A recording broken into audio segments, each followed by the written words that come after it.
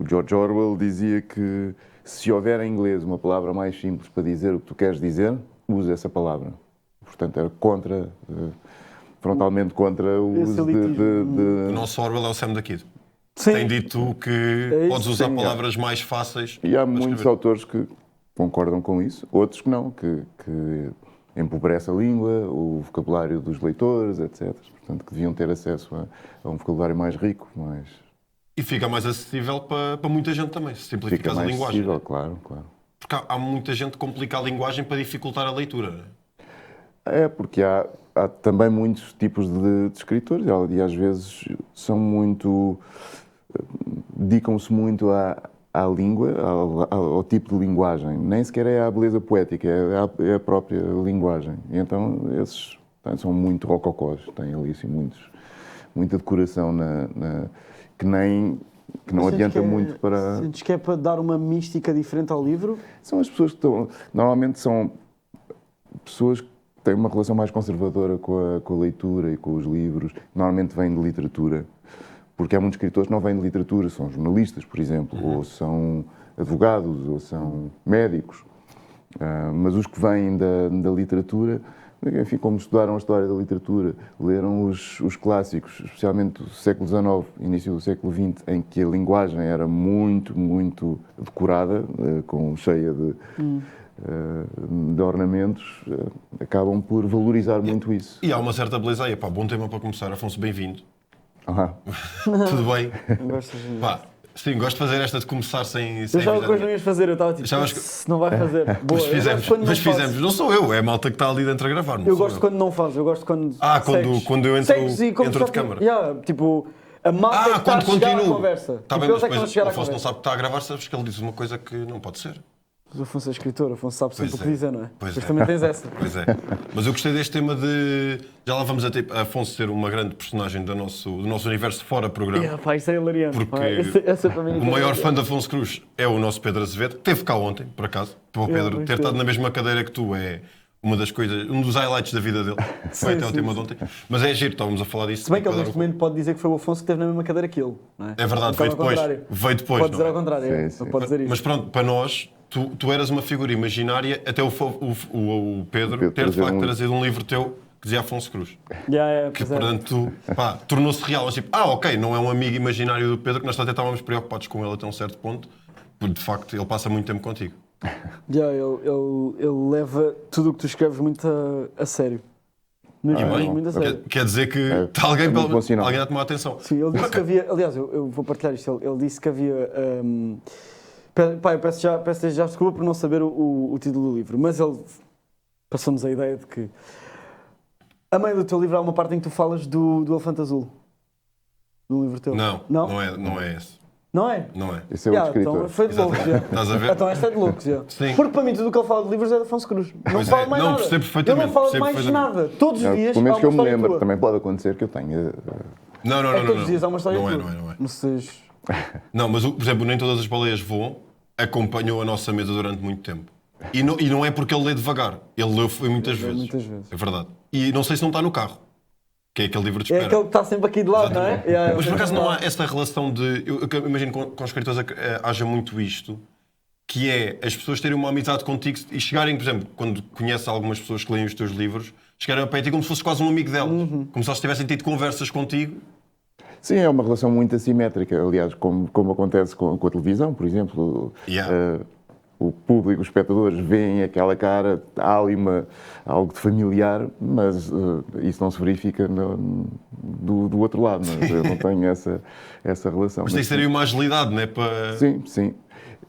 Eventualmente, às vezes acontece, por exemplo, também, e acontece comigo, eu estar a ler um livro de um escritor amigo e estar a ouvir a voz dele. Boa! Eu conhecer muito bem, parece que eu estou a ouvir...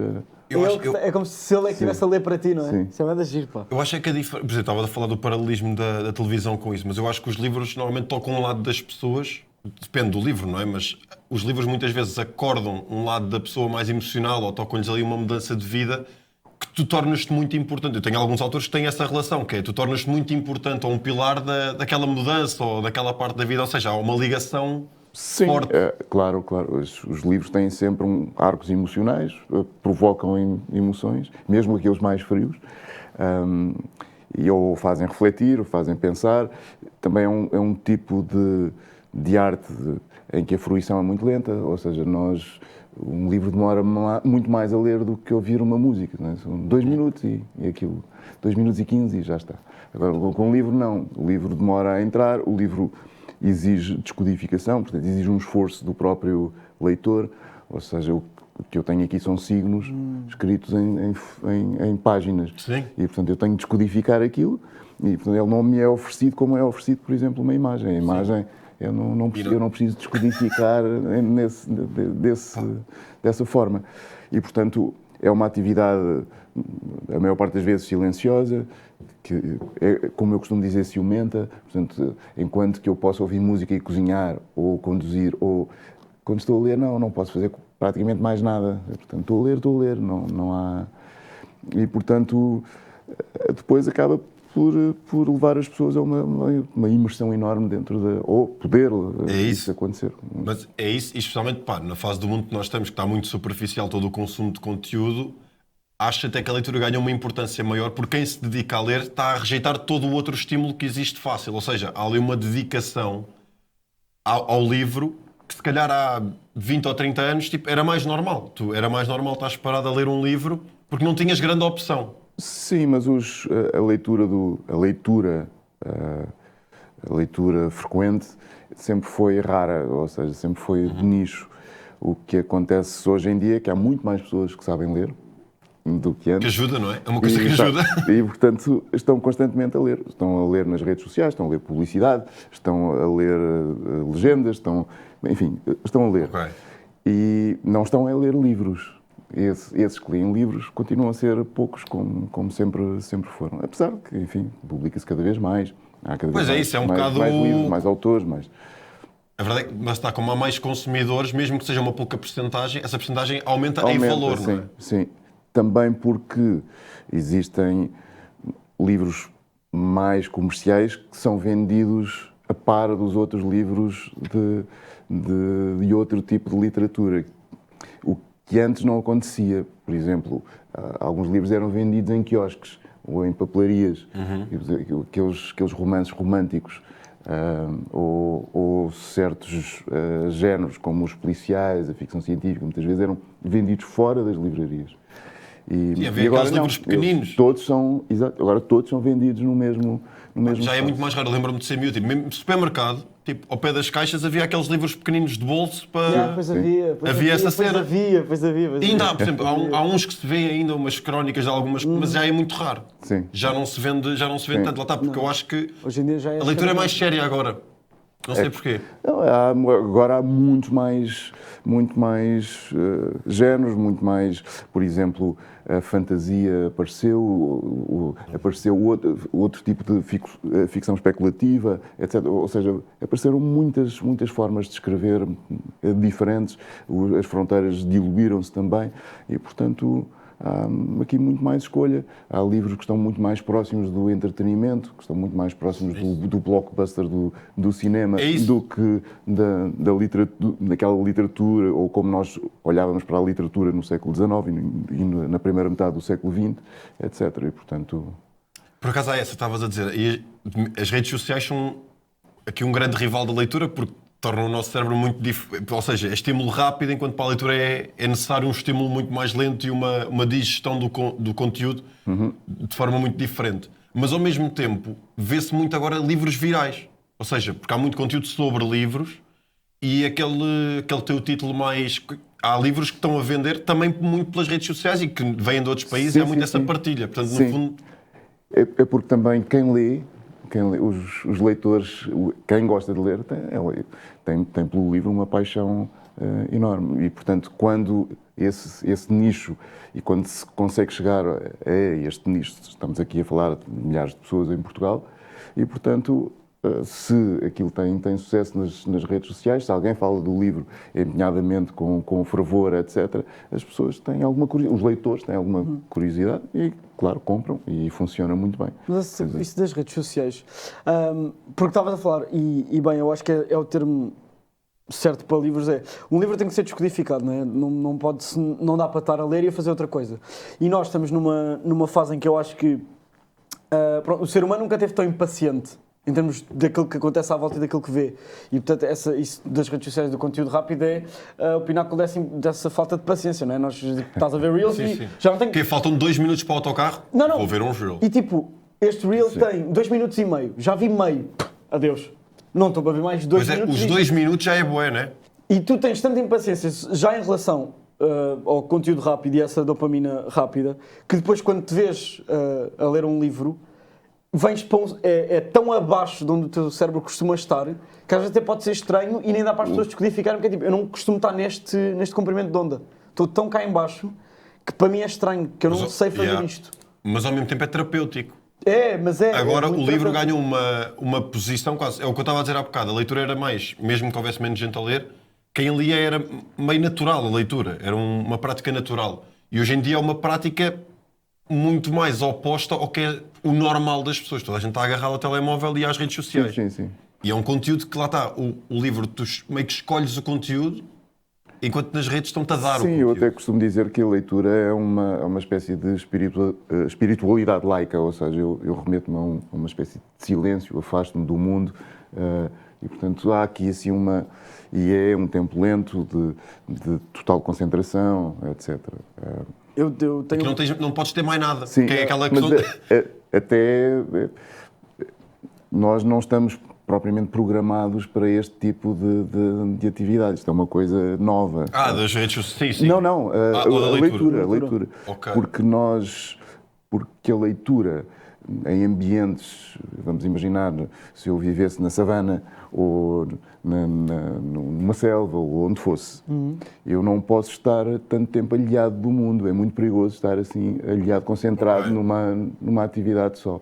Portanto, estes estímulos todos que nós temos, e na verdade quando mudamos tem que ver também com isso. Um barulhinho, eu tenho de estar atento àquele barulho, não posso estar totalmente concentrado nisto aqui, eu tenho de ouvir uma série de coisas, tenho de ver uma série de coisas. Pois, mas nós estamos nas redes. E isso é que é normal para nós, na verdade. Portanto, isto das redes sociais é apenas o sintoma dessa apetência. É da necessidade de constante estimulação. Sim, de nos protegermos. Sim, mas percebe isso, porque ler é uma meditação, porque mesmo os teus pensamentos, e toda a gente, pronto, especialmente, nós estamos a começar aqui esta questão de quem não está habituado a ler, começa a ler, leu a página e tipo, aí eu não me lembro de nada porque lembrei-me de ter que ir às compras. Portanto, tu tens mesmo que tirar todos estes pensamentos e dedicar-te ali à leitura. Para isto, estás a voltar, não é? Eu ia dizer há bocado que eu tenho vergonha de admitir isto, que é, eu, antes de começar a ler, eu tenho que estar, tipo, 10 minutos a pensar que vou ler. Tipo, tenho que estar 10 minutos, eu tenho que estar 10 minutos para a trazer-me para baixo, que é tipo, tenho que estar concentrado, vou ler, não vou ter preocupações nenhumas, não sei o quê. Quando eu me sentir, tipo, quando eu sinto que o meu corpo está mega relaxado, eu começo a ler. E consigo estar abstraído do resto.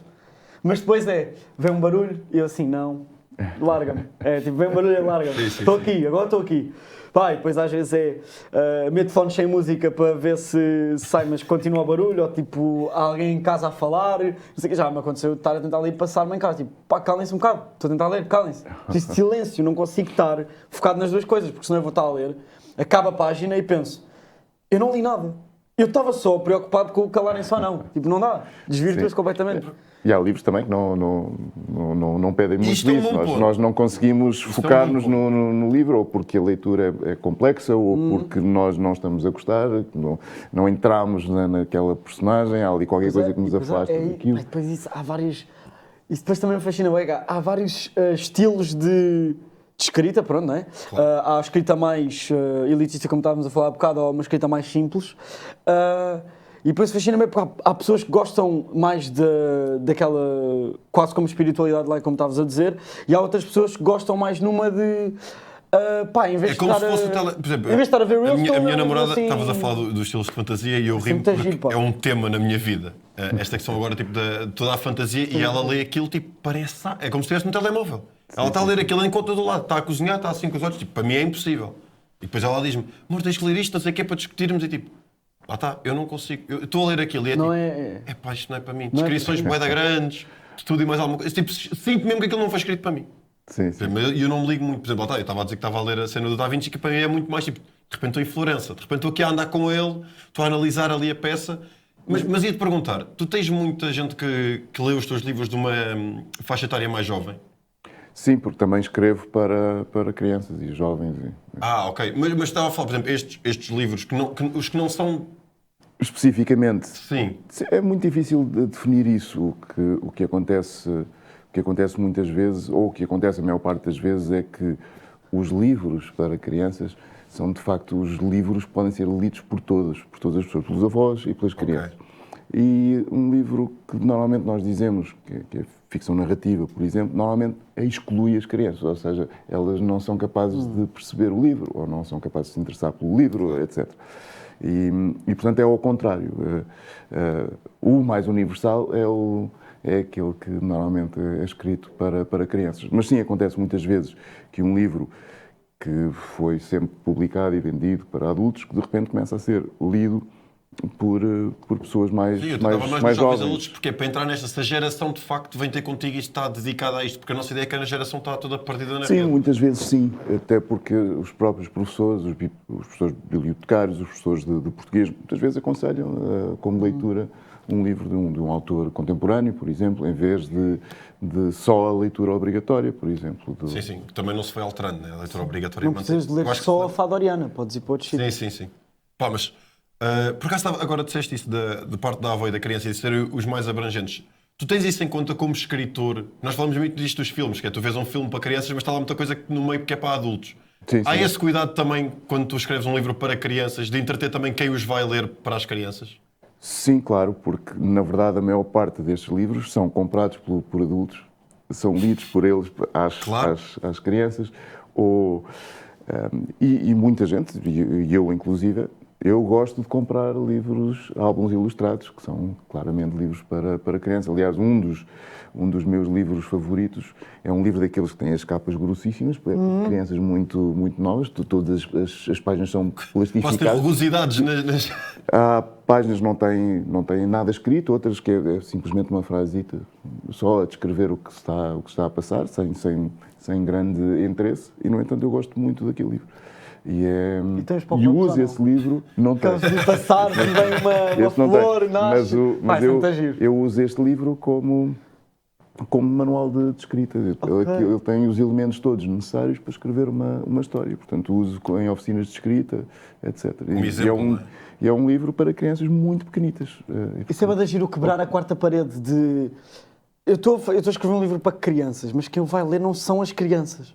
Não necessariamente. Isso é um quebrar bué de giro. Até porque, quando são só as crianças a ler um livro, quer dizer que o livro tem muito pouco interesse. Por exemplo, eu costumo usar este caso, que é, vamos imaginar um livro para ensinar as cores, em que tem uma série de objetos da mesma cor numa página, na outra página a mesma coisa, laranja em duas páginas, azuis na outra e por aí fora. O que é que acontece? O livro não tem interesse para os adultos porque eles já sabem as cores. Segundo, o livro talvez seja desnecessário porque eu posso reunir uma série de objetos. Não é preciso ser um livro, eu posso reunir uma série de objetos da mesma cor e dizer, isto é laranja, isto é azul, isto é... E terceiro, para a própria criança, a partir do momento em que ela aprende as cores, o livro deixou de ser interessante, a menos que esteticamente tenha valor, né? mas em princípio, e normalmente não tem. O que é que acontece? É um livro com uma obsolescência muito grande, ele tem um tempo de vida muito curto e torna-se um cadáver, depois já não serve para nada. Sim, fica ali, né? E, como é que se dá a volta a isso? Esse é um livro que não é para adultos. E há poucas coisas assim. Por exemplo, as crianças consomem os mesmos, mais ou menos o mesmo tipo de comida que nós consumimos. Pode ser cozinhado de uma outra maneira, que é mais fácil para depois o consumo, mas as coisas são basicamente as mesmas. Claro que existem depois também aqueles potinhos com normalmente os adultos não, normalmente, mas não. Que também é bom, nós também consumimos essa frutinha, não é por aí? Uma sambanana é de uns um clássico. Aquelas papas que os adultos continuam a comer. Sim. Por acaso estava a dizer, pronto, esse livro tem finitude, não é? E qual é que é. Como é que se dá a volta a isso? Ou seja, que pontos é que tu tens de ter em conta quando escreves um livro para crianças que sabes que os adultos também vão estar minimamente interessados a ler? Eu escrevo sempre a partir de uma ideia. Essa ideia terá de ser, para mim, interessante para os adultos e depois pode ou não pode incluir as crianças. Normalmente, quando é um álbum ilustrado, quando é uma ideia, um conceito, uma coisa mais curta, normalmente identifica-se como um livro infantil ou juvenil. Não é necessariamente assim, mas normalmente é isso que acontece. Também sucede muito que se o protagonista, por exemplo, tem 12 anos, é o narrador e tem-se aqui uma tendência a imaginar que é para leitores de 12 anos, da mesma idade do protagonista. do protagonista. E aí haver pouca... Mas não quer dizer nada isto. Muitas vezes tem mais que ver com os estereótipos que temos na cabeça do que com o livro. Sim, às vezes podes ter um livro para crianças que na verdade marcou foi o adulto que o leu. Sim, claro. Pode estar lá alguma moral que Aliás, entrou. alguns livros sucede isso, como por exemplo Alice no País das Maravilhas, o Príncipezinho, etc. Alice foi declaradamente escrito para criança. O Príncipezinho ninguém sabe, mas acredita-se que sim. Vamos colocar desta maneira. Mas são livros que muitas vezes estão na secção, numa livraria, estão na secção da infantil-juvenil, mas acontece muito estarem na secção para simultaneamente. Ficção universal. Às vezes simultaneamente, outras vezes estão mesmo ali e não estão na outra. Okay. É o livro favorito da minha mãe, Príncipezinho. Pronto. É o livro favorito de muita gente, sim. Tem uma moral que dá. É muito abrangente. Podes ler aquilo aos 10, aos 15, aos 20 e se calhar vais lá sempre buscar qualquer coisa. Claro, e estes livros acabam por ter uma série de camadas criam complexidade, como estavas a dizer. Quando eu vou ver um filme de desenhos animados, eu encontro ali algumas referências que as crianças não vão perceber. Apanhar. Claro. E é isso, depois tem a ver também com isto. Em que fase da vida é que tu consomes um certo tipo de conteúdo? Porque se calhar viste um filme em criança, que vais ver em adulto e percebes ali outra coisa completamente diferente. E os livros é igual. Sim. Tu podes ter lido o Príncipezinho quando estavas no 5º ano, Claro, porque a e escola não vou mandou. perceber uma série de coisas porque não tenho ainda passado para... Mas isso é a magia do... Lá está, da arte que fica. Por exemplo, os livros, para mim, é a forma de arte que fica mais tempo. Porque os filmes vão-se perdendo. Por exemplo, agora se fores ver um filme dos anos 60, vais ver, mas ele já não vai estar a ser... Isso depende. Eu acho que a grande diferença é que lá está, o filme, em princípio, tem 2 horas, uma longa-metragem. E em 2 horas a experiência é diferente de um livro que pode demorar uma semana, um mês a ser lido, não é? E, portanto, nós aí vamos ter uma relação diferente. O Humberto Eco tinha um nome para isso, que era a obra aberta, que é quando nós regressamos à leitura, esse livro continua a oferecer-nos coisas. Ele está sempre... Ele não se fechou como aquele livro das cores que estávamos a falar antes. Portanto, por isso é que estes livros continuam a ser revisitados. E o clássico é isso. É um livro que está sempre a ser lido, relido, etc. E, portanto, ele vai ter interpretações novas a cada leitura. As pessoas conseguem encontrar ali alguma coisa que não tinham. E continua-se a estudar. Vais ver Platão, continuam-se a tentar descobrir coisas novas e afinal ele não queria dizer isto. Depois depende muito da interpretação, que é o que interessa, na verdade. É como é que tu tomas na tua vida a leitura. Porque lá está, não há o preciosismo de não, este livro é assim.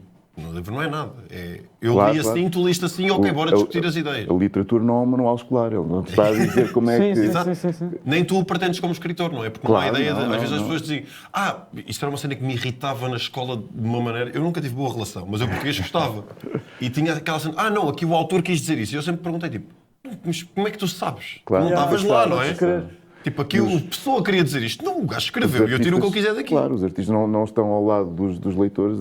Eu estou a ler um livro e não tenho aqui o autor a dizer não interpretes assim porque não era isso que eu queria dizer. Ou ao lado do quadro, não interpretes dessa maneira porque não era isso que eu... Era chatíssimo, tipo, se o autor de repente tem 2 pessoas a ler o livro e ele tem que explicar-os ao mesmo tempo, não dá? Sim. Claro. Uma mora na Reboleira, a outra está em Gaia. Pá, como é que eu vou fazer isto, não é?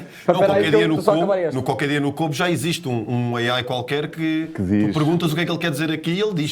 Era aí que estragava uma interpretação. Mas na perspectiva do autor, tu nunca queres isso, não é? Tu nunca queres que a pessoa teve uma impressão diferente do que tu querias dar. Ok. Sim, é ótimo. Se calhar ainda bem. Sim, ainda bem. Sim. Para ti, enquanto escritor, deve ser interessantíssimo ver uma perspectiva nova. Às vezes é muito interessante. Eu não tinha pensado nisso e de repente... Sim. Alguém houve aquela coisa que se alinhou para dar isso. Sim, e que me dá uma nova interpretação daquilo que escrevi. Não tenho acesso...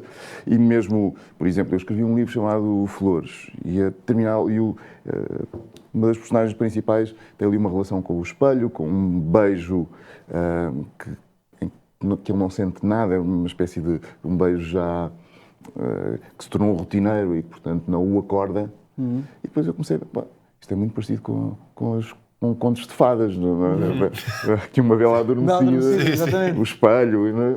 Enfim, havia ali assim uma série de coisas que se podia, nós podíamos fazer aqui uma ligação, exato.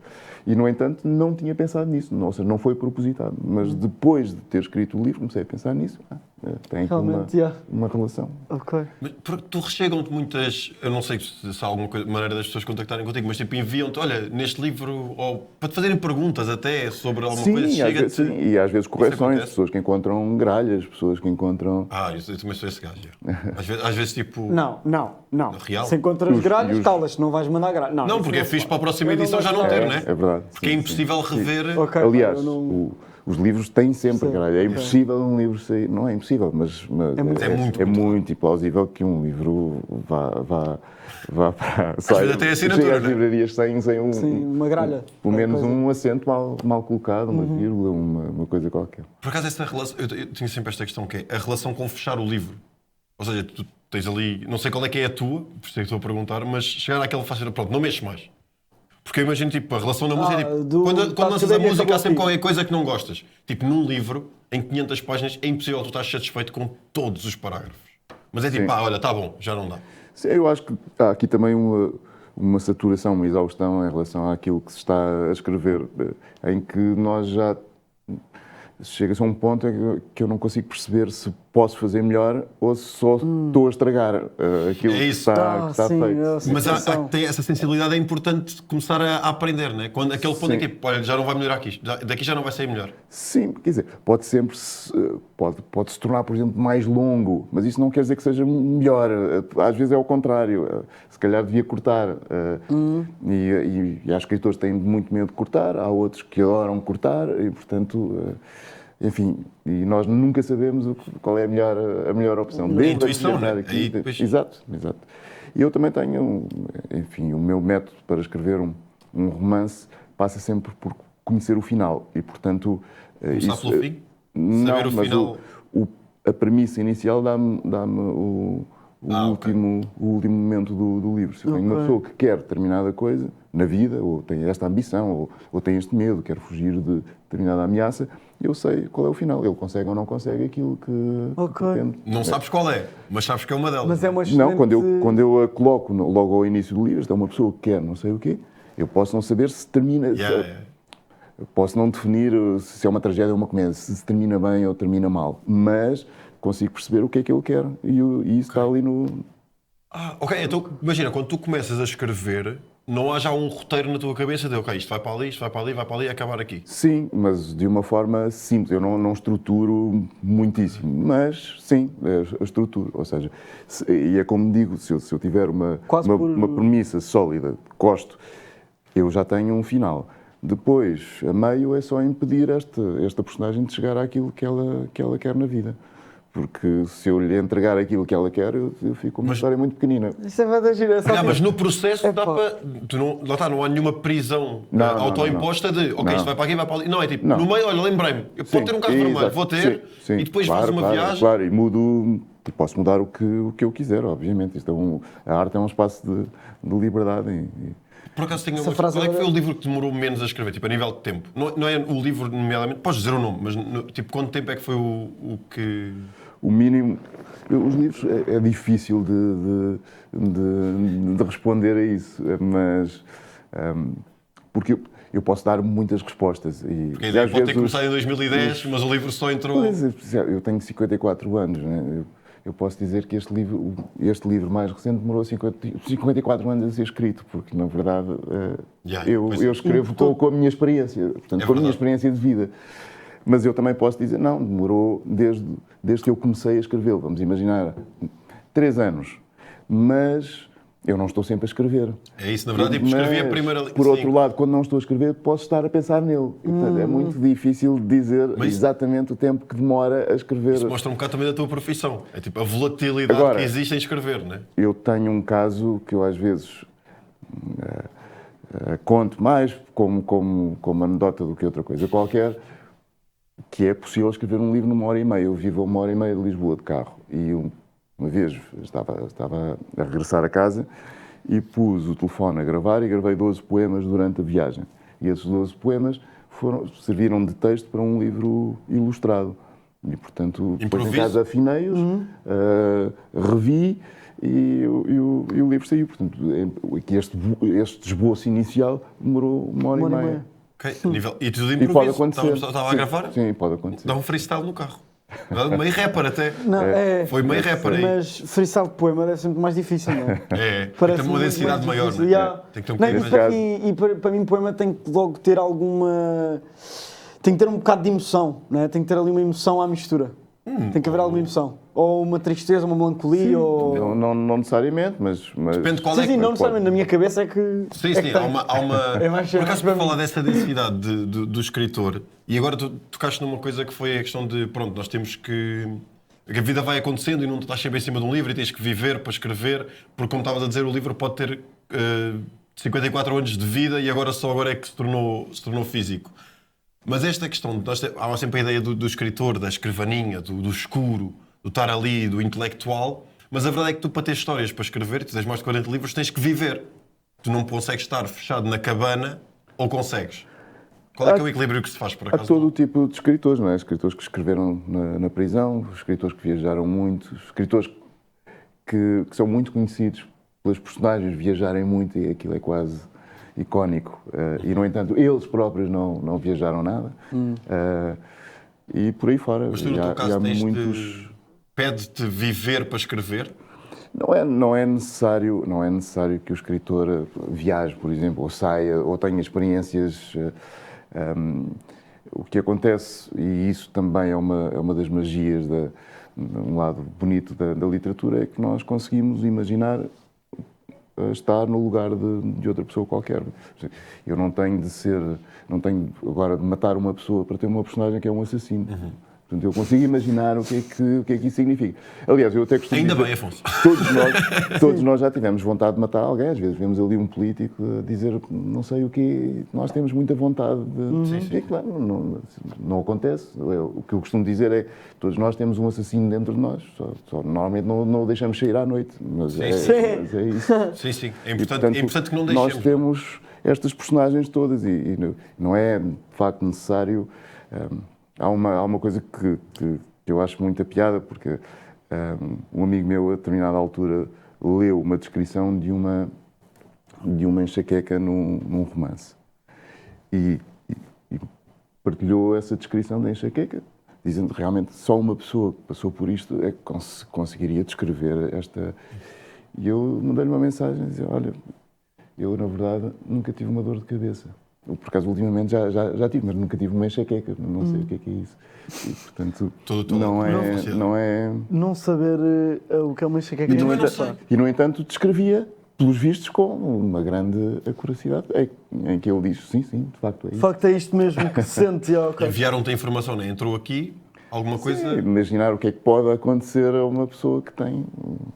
Sim, ou que passa por determinadas não é situações. obrigatório ser real. E nem também. todos têm, e nem todos passam exatamente, vamos imaginar, por determinadas situações exatamente da mesma maneira. Claro. Portanto, um passa mais de uma maneira ou de Mas outra. é por aí que a malta também... Há pessoas que vão relacionar mais com o teu livro, há pessoas que vão relacionar menos, mas isso lá está, tu nunca escreves para ninguém. Sim. Tu escreves o que... É isso. Audience comes last. Audience comes last.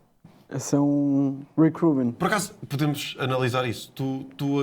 Será a frase do tempo, o público vem em último lugar. Tipo, isto é verdade? Depende dos escritores. Há escritores que, para quem o público é fundamental. Imagina se eu escrever thrillers, best-sellers, em que o meu interesse é vender, os thrillers normalmente são livros muito formulaicos, têm uma fórmula muito específica, etc. E, portanto, eu aí normalmente penso no público acima de tudo. Claro que eu, quando escrevo um livro e o publico, significa que quero que ele seja lido. Eu gosto muito do conselho que dava o Fernando Namora, que dava um escritor chamado Kurt Vonnegut, em que ele dizia que não se pensa numa multidão, não se pensa na audiência, mas pensa-se num amigo. Ou seja, é alguém com quem estou a partilhar, alguém com quem estou a falar, a conversar. Okay. Ou seja, para tornar isto mais inteligível ou mais próximo daquilo que eu gostava que fosse o livro, nós vamos percebendo através destes diálogos imaginários que vamos tendo com esse tal, com esse tal amigo. E então nós estamos a pensar numa multidão, não é agradar às pessoas, é explicar a um amigo o que é que se está a fazer. E há muita arte Dizer feita o para que é que se agradar está a às fazer. massas. E é ok. Mas isto vem numa parte mais de definição inicial de carreira. Ou seja, não começar por querer agradar a toda a gente, porque tu tens de ter um estilo definido. Ou pelo menos tens que te conseguir afirmar de uma certa maneira. Tu já estás muito longe disso, já há 20 anos que estás a fazer isto, mas no início qual é que, por acaso, foi o teu intuito para começar a escrever? Para mim foi isso mesmo, partilhar algo que tinha, que achava que poderia ser interessante, não só para mim, mas para outras pessoas, e portanto comecei por aí, sem pensar no se as pessoas vão gostar, se não vão gostar, até porque isso é algo que eu não tenho poder. Eu quando termino um livro já estou a escrever, quando o livro é publicado eu estou a escrever outros, e mesmo na altura em que estava a escrever aquele livro já estava a escrever outros, mas eu não acabo um livro e depois faço uma pausa e começo o outro passado uns meses, ou passado um ano, ou o que for. Nunca fazes pausa? Não, quando o livro sai, até porque eu gosto dessa ideia, eu gosto de deixar de pensar no livro que acabou de sair. Esse livro já não pertence. Sobre isto, sim. Já não, é outra coisa. Agora é o livro que eu estou a escrever. Mas imagina, há algumas pausas de férias ou qualquer coisa, ou é mesmo uma rotina tua de... É uma rotina porque eu sou sobretudo um leitor e leio muito mais do que escrevo, ou seja, passo muito mais tempo a ler do que a escrever, o que é normal. Da mesma maneira que um desportista passa mais tempo a treinar do que a jogar, claro, do que em competição, não é? E, portanto, é isto que acontece também com o escritor.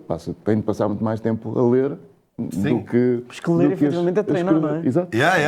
Isso é que é de agir. E, portanto, quando tu estás a ler, ou eu estou a ler, há ideias que surgem e, portanto, escrevo alguma coisa. Mas é pouco. Não estou aqui horas a escrever. Mas isso É bem intuitivo de... Claro que um desportista passa mais tempo a treinar para Não, é grande analogia, Mas claro que todas as outras profissões também têm que passar muito mais tempo a treinar para depois terem os seus jogos. Claro. É uma grande analogia. Mas por acaso... é uma cena que não é mas tem que ter intuitiva. tens de ter uma grande memória, porque até que ponto é que tu não... Imagina, tu consomes tanto que depois como é que sabes se a ideia não veio de algum lado que já leste? Não sei, mas nem é tanto por aí, porque, na verdade, à medida que nós vamos lendo mais e mais e mais, os primeiros livros que eu li, eu ainda os tenho na memória de alguma maneira. Mas à medida que vais lendo mais e mais e mais, isso mais não difícil. deixa de ser possível. Aqueles marcaram-te mais porque foram os primeiros, portanto tiveram essa vantagem. Tinham pouca competição, havia poucos. E portanto ficam. Sim, um livro para E te os marcar outros, agora claro, tem que é ser muito difícil. mesmo. Às vezes marca-me porque houve aqui algo que este autor conseguiu, ou através da linguagem, ou através da intriga do livro, ou através, enfim. Às vezes é só uma frase. Às vezes só uma frase. É o que eu digo, há livros que vale a pena só por uma frase. Eu estou sempre a tirar notas, estou a ler e vou tirando notas, até porque às vezes me servem para escrever uma crónica, por exemplo. Eu gosto deste pensamento. Isto desenvolvido, se calhar, dá aqui um bom texto sobre qualquer coisa.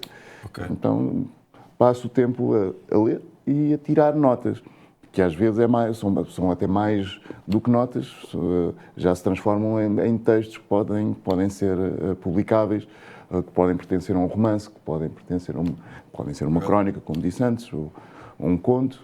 Mas aí, por acaso eu tenho essa de... Não sei se tu alguma vez tens esta de...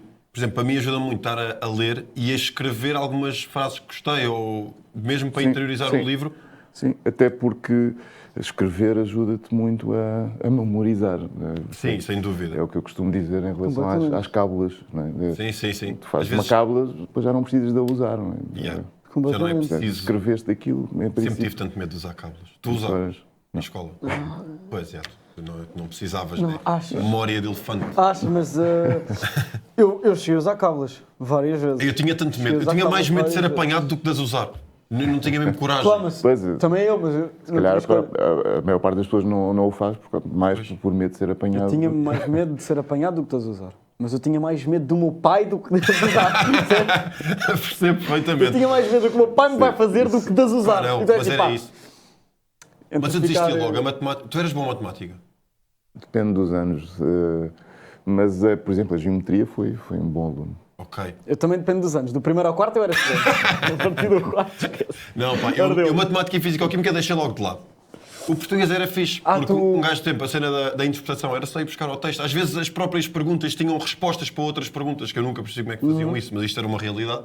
Porque eu não estudava nada, portanto eu tinha que tirar tudo o que havia ali do texto. Tu, português, estavas bem, não é? Ou por acaso era... Sim, eu acho que a partir de determinada altura era um aluno mediano, e às vezes tinha uma boa nota numa disciplina, no ano seguinte podia ter uma nota mais baixa. Mesmo no desenho, que eu, enfim, sempre foi a coisa que me dediquei com mais afinco. Eu tive um ano em que tive... as notas eram de 1 a 5, tive 5 em como é que se chama? Educação Visual. EVT? EV. Sim. Não havia T, na altura não havia tecnologia, só EV. E tive, nesse período, negativa em projeto, que era também a parte de desenho, de arte. Para equilibrar, não é? Para equilibrar. E, portanto, acontecia, não era... Às vezes porque não gostava dos professores ou da matéria, e, portanto, não me dedico. Às vezes também há uma relação diferente que os professores têm com o próprio aluno. Por exemplo, eu lembro-me de ter professores de desenho que me davam uma nota excelente quando eu apresentava um trabalhito, porque ele gostava da qualidade. Dizia, não, está bom, eu dou-te 17, vamos imaginar. E outro professor que dizia, não, isto é insuficiente, eu dou-te 12, não está mal, mas não falta aqui muita coisa. Comparando com o que as outras pessoas fizeram, não. Voltamos à cena de avaliar. Claro, quando avalias arte, voltas a... Não, e tudo, as avaliações têm sempre um lado muito subjetivo, são feitas por pessoas. E às vezes a pessoa gosta de ti, sim, mas fala-se pouco disso. É feita pouca associação com isso, por acaso. Que é tipo, é normal que tu não gostes de matérias que são dadas por uma pessoa que tu não gostas. Não, e professores é uma questão bem delicada, especialmente no nosso país, que as condições de ser professor na pública são muito baixas e deviam ser muito boas, porque é de facto eles... Claro, são uma das profissões mais importantes da sociedade. Não é? É isso, e o raro é... Eu lembro-me bem dos professores que eu tive que de facto eram apaixonados pela disciplina, porque são raros, não há muitos. Sim. Mas eu também, quando tu és miúdo, não percebes e pensas, aquele professor está sempre chateado. Se tu ganhasses o que eles ganham e tivessem as horas que eles têm e depois levar com pais e não sei o quê, hoje em dia, como adulto, eu percebo quando cai esse sofrimento. Mas na altura é difícil de relativizar, porque tu és só um miúdo que está a sofrer com as frustrações de um adulto. E os miúdos tratam bem da mal os professores e é uma profissão que deve ser mesmo respeitada. Há muitos professores apaixonados pelas disciplinas, mas eu acho que é difícil pelas condições que têm para trabalhar. Sim. Mas era o que eu estava a dizer do livro, por acaso, que é, tu só consegues perceber esse ângulo porque já tiveste vivências para as perceber. Tipo, só consegues perceber como adulto porque tu, quando és puto, não tens as vivências necessárias para perceber este ângulo. E então tu precisas de lá estar dessas todas as vivências para conseguir escrever os miúdos, se tiverem um professor de português dedicado a explicar as coisas e que não seja picanha com estas interpretações e que mostra as coisas de outra maneira, se calhar vai haver muito mais leitores que passaram pela mão desse professor. Na verdade, até acaba por ser relativamente problemática a questão, porque muitas vezes nós gostamos muito dos professores que são muito apaixonados pela própria disciplina. O que é normal, porque se ele for apaixonado, ele vai comunicar de uma maneira completamente diferente do que se for uma educação muito mecânica, uma partilha muito mecânica da informação. Mas nós não devíamos depender de professores apaixonados, porque aí estamos a depender muito desse fator. Nós devemos depender mais de uma estrutura, ou seja, de planos de ensino que sejam eficazes e que, independentemente do professor estar ou não apaixonado pela disciplina que leciona, aquilo funcione. E a própria estrutura, se for boa, os professores vão estar mais dedicados, porque não vão estar sobrecarregados, não vão ser de Coimbra e estar em Lisboa. Isso também é verdade, claro. Porque nós sabemos disso, agora regressando ao desporto, nós sabemos se os atletas tiverem condições para treinarem, se tiverem estruturas bem montadas, etc., métodos de treino, acho que os resultados são melhores do que se for só simplesmente o atleta apaixonado. Eu vou correr todos os dias. Não pode depender da paixão. Sentes que ainda pode haver solução para esta parte toda da educação? Porque como escritor, há um lado teu que está muito ligado a isto de... Sim, a educação, enfim, agora está a sofrer aqui algumas alterações, finalmente, porque durante milhares de anos a educação foi basicamente igual. Portanto, era uma pessoa em pé a debitar informação para pessoas sentadas, que estão a ouvir só, e portanto tem pouca intervenção na sala de aula. E hoje em dia as coisas estão a mudar. Foi preciso muito tempo, muitas lutas de alguns pedagogos, de alguns professores, etc. Para agora estou muito a par. O que é que está a mudar? As formas de... Ok. Há mais liberdade no ensino. Sim, agora E a há mais participação foco é em maior. projetos, em grupos, sim, e depende muito também das próprias escolas, e há muitos métodos de ensino diferentes, que têm valências também diferentes. O que tem mudado muito, especialmente a nível de secundária e faculdade, é em vez de teres a tua avaliação só cimentada naquilo que tinhas nos testes, basicamente tiraram valor aos testes e deram mais valor aos trabalhos de grupo.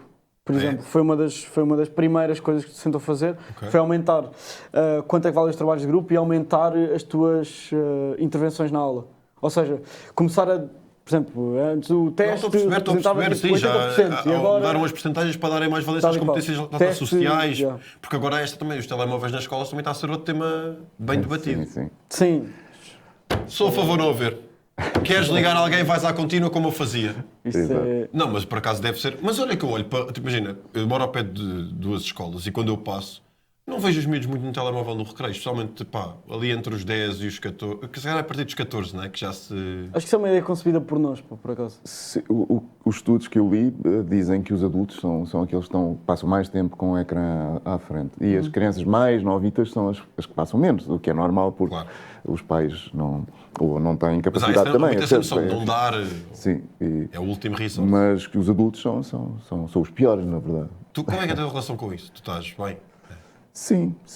Aliás, estas questões, nós temos uma aversão maior a determinar. Apesar de passarmos o tempo todo com os telefones, temos um discurso que não é coerente com o tempo que passamos com eles. E muitas vezes eu leio críticas nas redes sociais a dizer as pessoas passam o tempo todo. Sim, mas é nas redes sociais que as pessoas criticam um comportamento. Não, e todos nós dizemos, estamos sempre agarrados ao telemóvel, mas estamos todos. Claro, está toda a gente. É o humor mesmo. E há mais medo em sociedades privilegiadas do que em sociedades carenciadas da inteligência artificial, destas coisas. E porquê? Porque nós temos aqui algum medo de perder algum estatuto, empregos, etc. Mas para quem é pobre é exatamente o contrário. Ele tem acesso mais rápido à informação que não tinha, a certas formas de educação que não tinha e por aí fora. Há vários ângulos, não é? Exato. E, portanto, uma pessoa pode, por exemplo, aprender a fazer determinada coisa que não tinha essa possibilidade e, portanto, para sociedades mais precárias, sim, eles gostam mais e acham que são aliados. Isso é humor meta, quase de... Eu estou a criticar as redes sociais nas redes sociais. Sim. Eu acho que as pessoas criticam mesmo a questão, principalmente do conteúdo rápido, que é o que está agora, e esta parte toda da inteligência artificial, criar conteúdo rápido. E por acaso é um tema que eu achei fixe para debater contigo, que eu já falei aqui, que é, eu vi um vídeo há pouco tempo, que era um rapaz que definia o fim da inteligência artificial com, nós vamos chegar ao ponto em que a inteligência artificial já gera tudo, já gera arte, já gera música, e nós vamos voltar para trás, tipo, não, eu agora quero é ouvir alguém numa praça a tocar, porque já consigo gerar tudo aqui. Então, a parte humana é que vai ser valorizada e até, esculturas feitas à mão, tudo vai voltar para trás e pronto, o nome do vídeo é 2030 vai ser o novo renascimento. Que as pessoas vão voltar para trás a querer coisas feitas por humanos, a leitura, por exemplo, tu lês um texto da AI e tu notas. Se calhar não vamos deixar de notar, assim como com os vídeos, inicialmente eram muito mausitos, nós notávamos perfeitamente as alucinações, os defeitos, e de repente...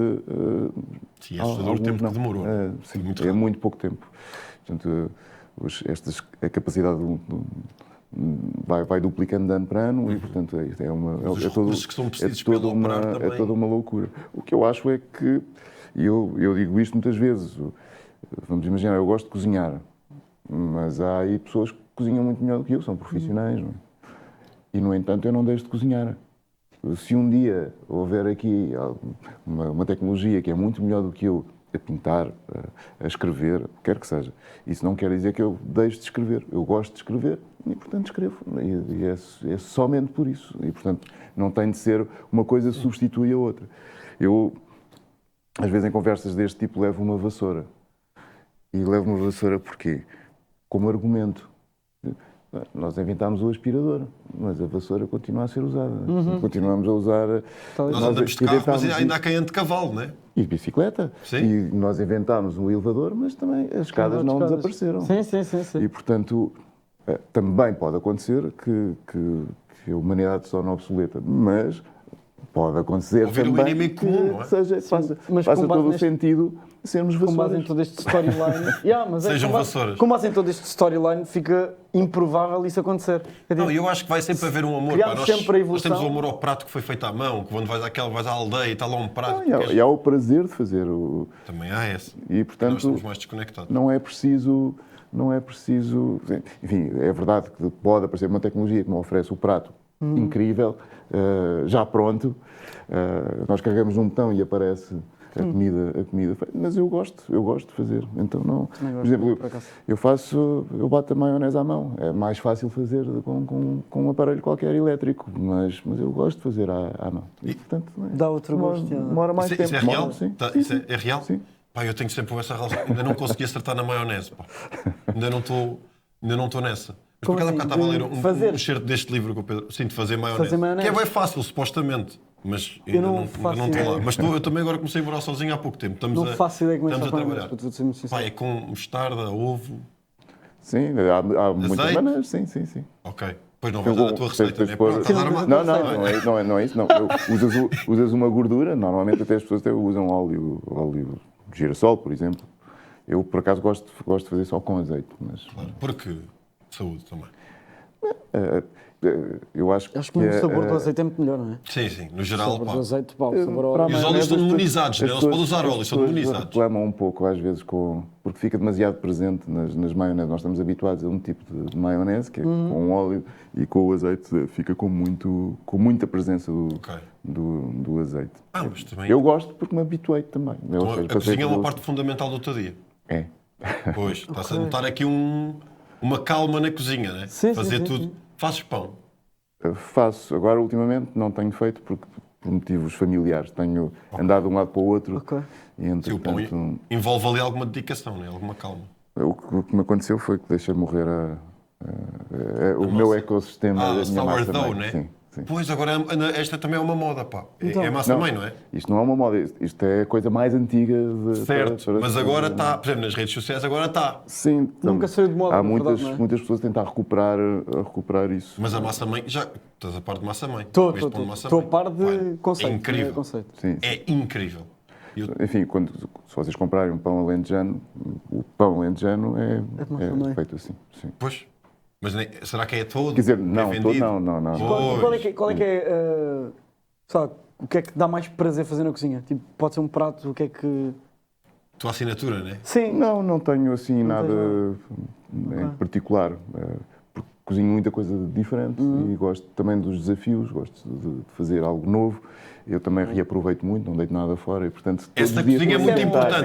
Esta cozinha é que eu mais invento gosto. alguma coisa. É aquela tipo, eu tenho ali um bocado daquilo, sobrou não sei o quê, isso aí é que é a chamada cozinha criativa, não é? Deixa lá ver, mete um bocadinho disto, vai ali. Exato.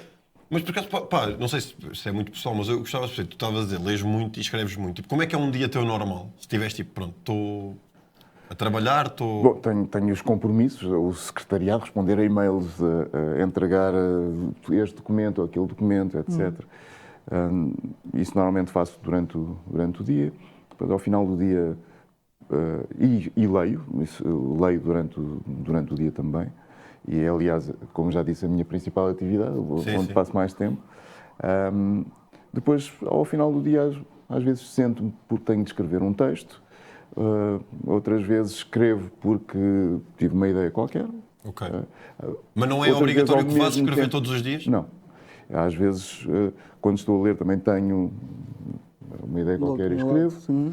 Mas não posso estar uma semana sem escrever, um mês sem escrever. Okay. Agora, sem ler, não. Sem ler. Ler é que é a base sempre. Sim. Ler sempre. Enfim, quando digo escrever literatura, mas tomar notas ou e crónicas. Sim.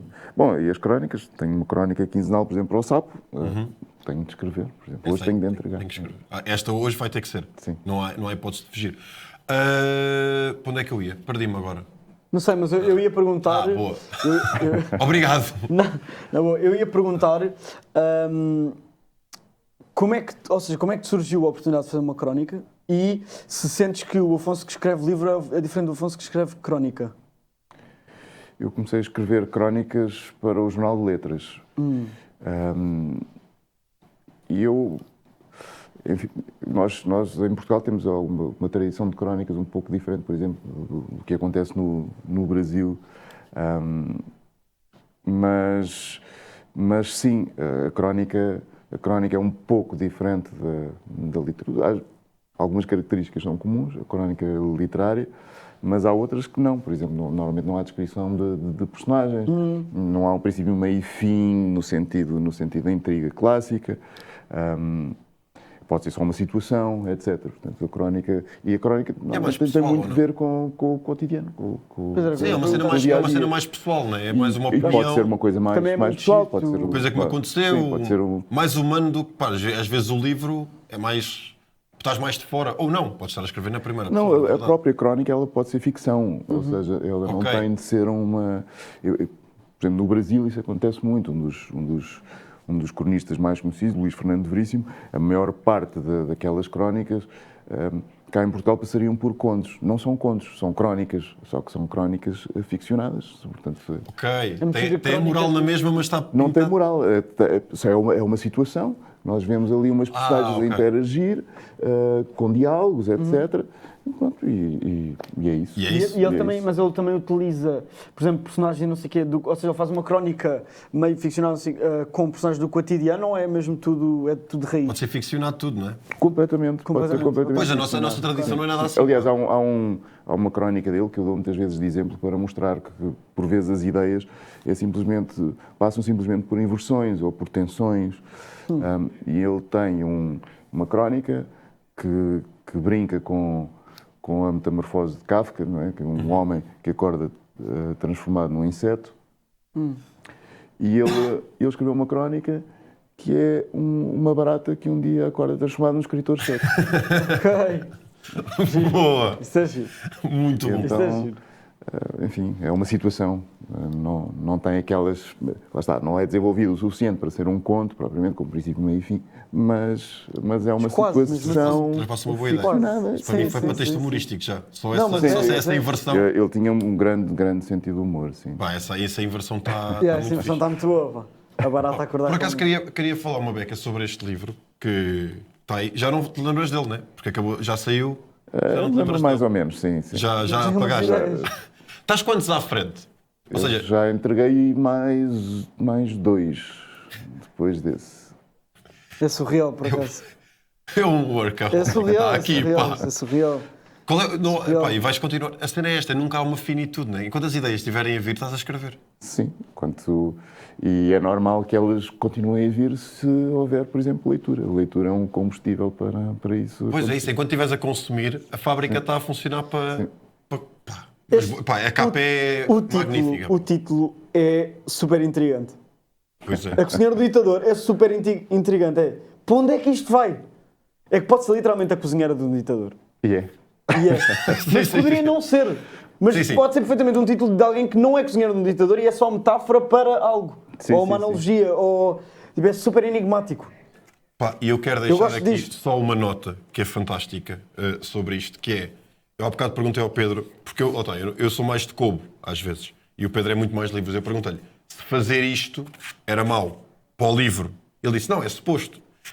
E depois eu disse, então, mas se for muito cá para o fundo. Ele disse, usas o de trás. Eu nunca tinha pensado nisto. Só que o teu de trás, Pode-se tirar um marcador. aí está, marcador. tem um marcador para tirar, Não, isto é muito que é genial. É muito importante. Pá, vale a pena comprar só por este toque. Sim, sim, sim, Podes sim. usar assim, podes usar de facto assim, ou se quiseres, tiras o marcador daqui. Aliás, pelo marcador, aquele desconto que está ali é um escândalo. Sim, não, genial. Pá, 19... Para 17,51 com o marcador, pá, é escandaloso, desculpa lá. Pá, é de loucos, não, é de loucos. Pá, mas É de loucos, pá, muito por fixe, muito bonito. Pá, isto para mim é desenho 3D. Lembram-se aqueles óculos 3D? Pois é. Faz-me lembrar, fui para aí. Pois é. Pá, e é mais um, não sei se queres falar um bocadinho dele, podemos não falar. Ia deixar o mistério. Como quiserem. Pá, então se puderes dar aqui, o que é que eu posso esperar? Por exemplo, eu vou ler este livro. Agora vou ler este livro. Eu gostava de saber primeiro, Para poder discutir com o Pedro coisas também. que é Cozinheiro do Ditador, em que é que te inspiraste para escrever o livro?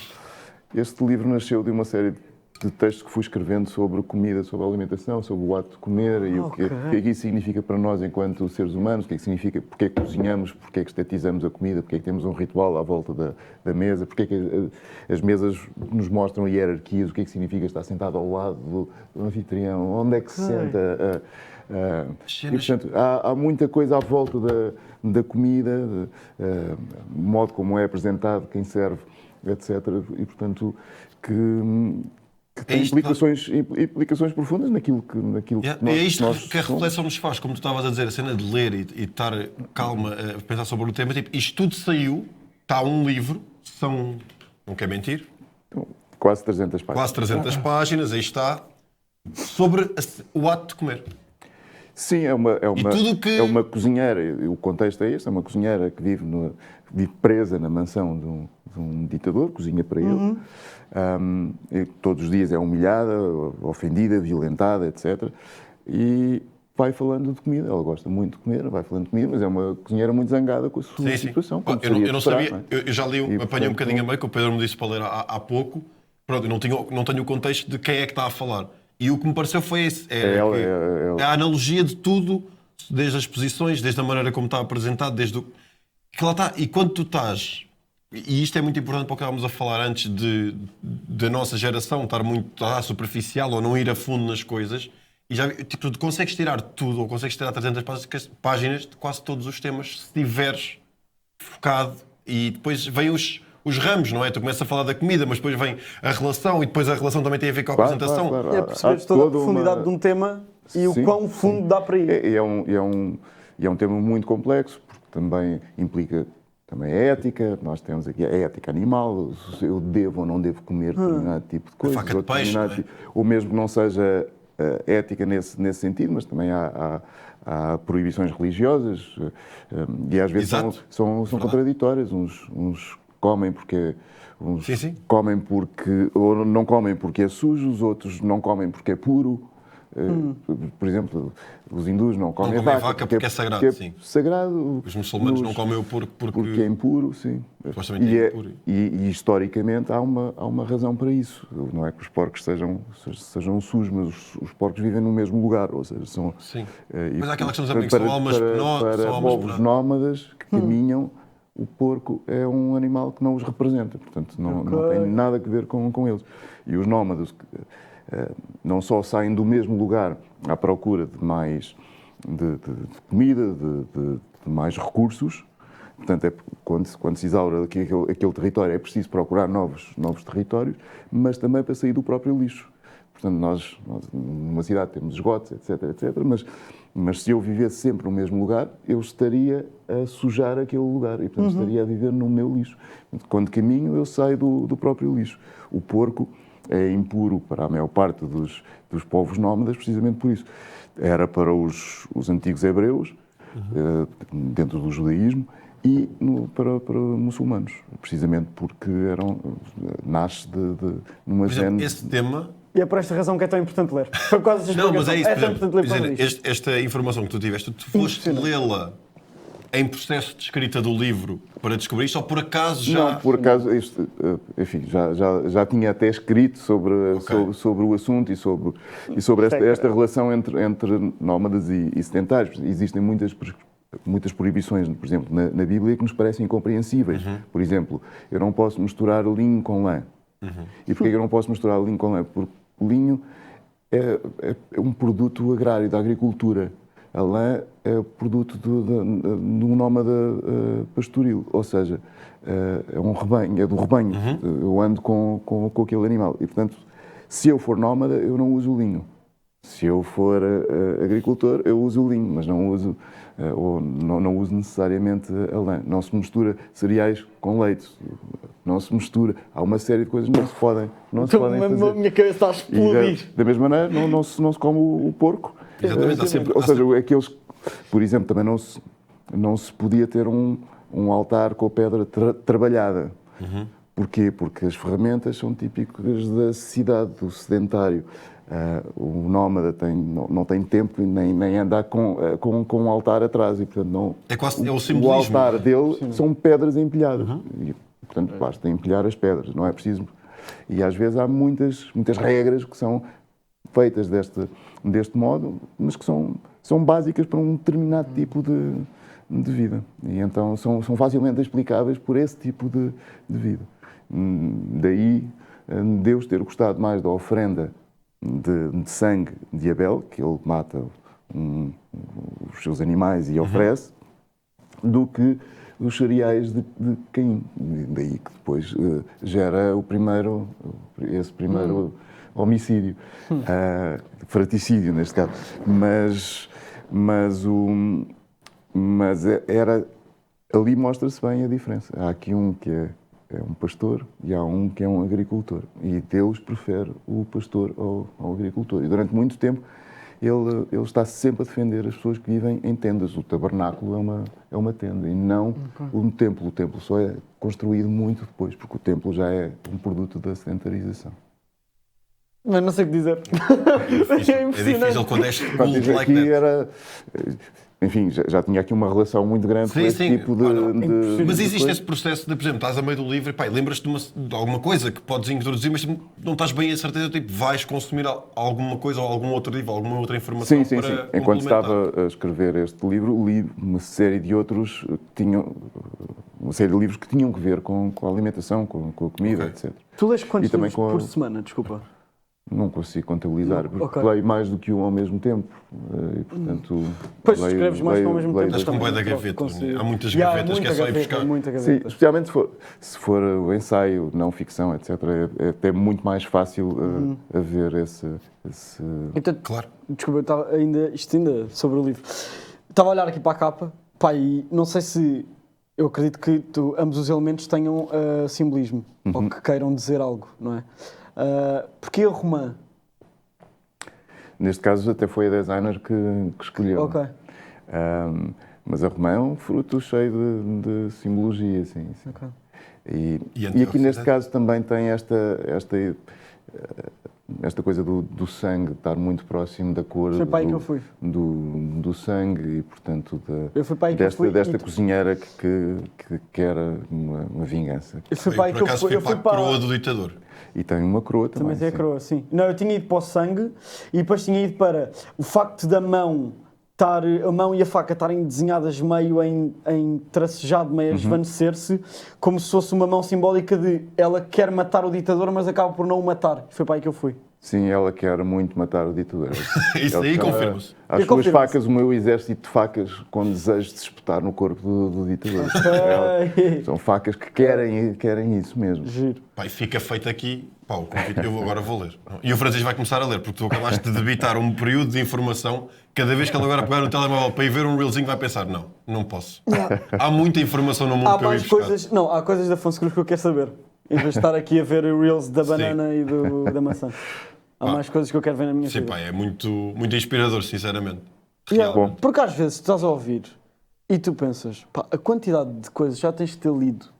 Somos burros, é o que tu queres dizer. Pá, tipo, estamos Não, do mas lado também não dá, errado. também não dá para competir, não é assim. Não é competir. Mas é tipo, Não é uma eu irrita muito isto em mim. Não é uma questão de seres burro, é que já li. Nem a leitura sequer nos faz inteligentes Sim, propriamente. tens Porque razão. acumular a informação Estava não a dizer é que- propriamente. Mas há uma certa magia em ter informação. O Google tem muita informação. E, no entanto, Mas isso é o que eu digo. Mas lá está, muitas vezes os ângulos que são projetados na escrita, e nomeadamente nos autores que eu lia mais numa leitura mais espiritual, lá está, eu não os consegui buscar ao Google, porque aquilo é uma conjunção de palavras que depois culmina em mim uma emoção que não é informação. Claro, Yeah. claro.